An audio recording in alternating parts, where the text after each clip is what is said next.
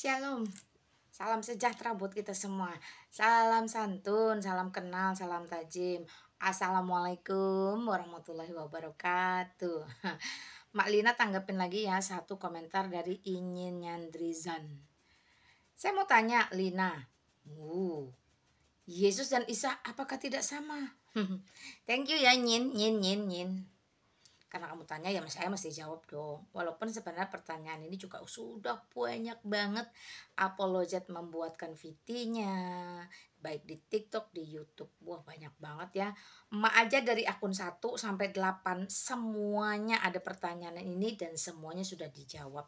Tapi tetap akan ada pertanyaan lagi, Mengapa begitu? Ya I don't know lah ya. I don't know you Indro.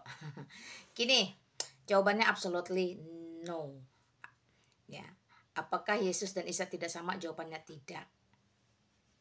Kenapa bisa begitu? Ya karena memang dari abjadnya saja beda. Jesus Christ, Yesus Kristus, Yeshua HaMashiach. Tidak ada sangkut pautnya dengan Isa alaihissalam. Itu bicara bahlul aja tuh, perkara huruf atau kata-kata. Konsonan, vokal. Huruf lah pokoknya lah. Mak jadi ikut-ikut bahlul nih lama-lama. Ya oke ya. Nah yang paling utama Yesus Kristus itu adalah Allah itu sendiri yang inkarnasi nuzul ke dunia menjadi manusia. Karena itu dia memiliki kekuasaan.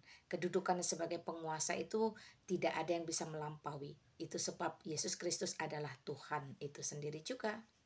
Sedangkan Isa alaihissalam itu cuma manusia tok sebatas nabi. Selesai sampai di situ. Jadi kalau kamu mau berbicara lebih jauh lagi dari silsilah keturunan keluarga ayah ibu ya, ayah secara hukum negara, bukan ayah biologis, Yesus memiliki loh, Isa alaihissalam tidak.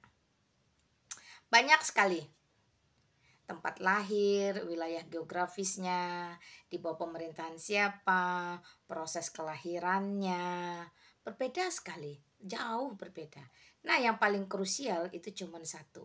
Yesus Kristus itu datang ke dunia sebagai firman Allah yang menjadi daging atau menjadi manusia. Tentu dia memiliki agenda, memiliki tujuan. Bukan sekonyong-konyong koder pelesiran di muka bumi, enggak. Ada satu hal yang harus dikerjakan di mana hal tersebut merupakan rencana agung Allah, karya agung Allah di dalam diri Yesus Kristus. Dia harus mati di atas kayu salib. Kenapa harus? Karena memang sudah dinubuatkan. Segala yang dinubuati pasti digenapi. Nah, jadi dia tidak boleh melarikan diri, dia tidak boleh mengelabui, dan dia tidak boleh diserupai oleh siapapun. Apapun yang terjadi, mau kamu happy, mau kamu tidak, mau kamu itu percaya, mau kamu tidak, sejarah sudah membuktikan bahwa dia benar-benar mati di atas kayu salib. Untuk kemudian diturunkan, dikafani, dirempah-rempahi, lalu diletakkan di atas meja batu di dalam sebuah gua sebagai kuburnya. Dan sesuai dengan ucapannya sendiri, karena dia adalah Allah dan Tuhan itu, 3 hari dia bangkit dari kematiannya, mengembalikan lagi nyawanya dengan mudah. Dia memiliki kuasa untuk melepaskan nyawanya, mengembalikan nyawanya sesuai dengan kehendaknya, dengan tujuan bukan untuk membuat dunia ini tercengang, wow luar biasa, tidak. Tetapi ada pemaknaan supaya dunia ini terbuka dan percaya bahwa maut sekalipun tidak bisa menguasainya. Hai maut, di manakah sengatmu? Jadi sesuai ucapannya ya, 3 hari dia bangkit dari antara orang mati. Masih 40 hari dia ada di muka bumi, bahkan sering di framing, Tuhan kok makan ikan goreng? Padahal ketika dia makan ikan goreng, bukan untuk menunjukkan bahwa Tuhan kok lapar. Tidak. Tapi dia mau memberitahu kepada dunia bahwa sejatinya tubuh yang dimatikan di atas kayu salib itu pun tubuh yang sama dibangkitkan dalam kemuliaan dan bisa melakukan segala hal yang terlebih dahulu dilakukannya. Wah luar biasa ya. Tuhan mah kagak perlu makan ya. Nah 40 hari disaksikan dia berbincang, bertemu dengan para murid. Banyak orang melihat sampai kemudian dia kembali dari mana dia berasal, yaitu surga. Wah luar biasa, ini sejarah teman-teman.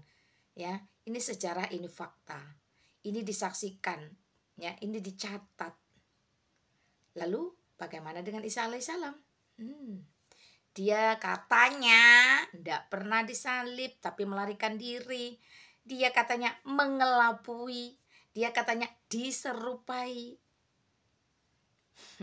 Itu aja deh udah jelas jauh berbeda. Pertanyaannya, jikalau memang maksud Allah menurunkan atau menghadirkan seorang Isa alaihissalam di muka bumi untuk tujuan yang baik, ngapain pakai tipu-tipu? Ngapain pakai mengelabui? Ngapain pakai melarikan diri? Ngapain pakai diserupai? Itu orang yang diserupainya itu siapa? Kasihan amat, nggak ada salah dan dosa, tiba-tiba disalib kumaha ieu? Eta terangkanlah tuh. Ya, berbeda ya. Belum lagi kalau saya bongkar yang lain-lainnya. Di dalam Alkitab itu jelas bahwa Yesus Kristus memiliki 12 murid atau para rasul. Namanya dicatat dari keluarga mana, dari wilayah mana dicatat. Supaya apa? Supaya tidak hoax. Tetapi si kaum Huariyun, Huariyun, itulah pokoknya. Itu siapa? Tidak pernah tercatat dan tidak pernah diketahui siapa itu.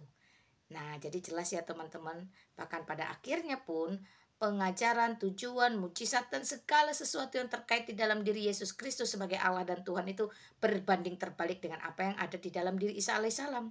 Yesus Kristus itu dibaptis, Yesus Kristus itu melakukan perjamuan kudus, Yesus Kristus itu mengajar, Yesus Kristus itu dielu-elu, tetapi di sisi lain dia juga dicaci, diludahi, disalahpahami. Wow, luar biasa ya teman-teman. Nah, bagaimana dengan Isa alaihissalam? I don't care about Isa alaihissalam because that's not mine. Oke ya, itu urusanmu, itu punyamu, silakan saja. Keep yourselves and don't disturb mine. Silakan pegang apa yang menjadi keyakinanmu, hargai apa yang menjadi keyakinanmu. Betapa hina dan nistanya kalau kamu punya keyakinan berusaha dipaksakan, dicocokkan, disama-samakan dengan keyakinan orang lain.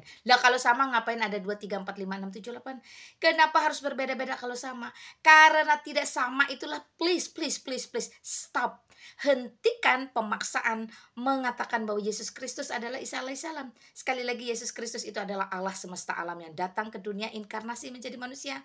Sedangkan Isa alaihissalam hanya manusia toh sebatas nabi yang saya sendiri sampai hari ini tidak pernah tahu itu sejarahnya seperti apa, dari mana, bagaimana, bla bla bla bla bla bla bla bla bla.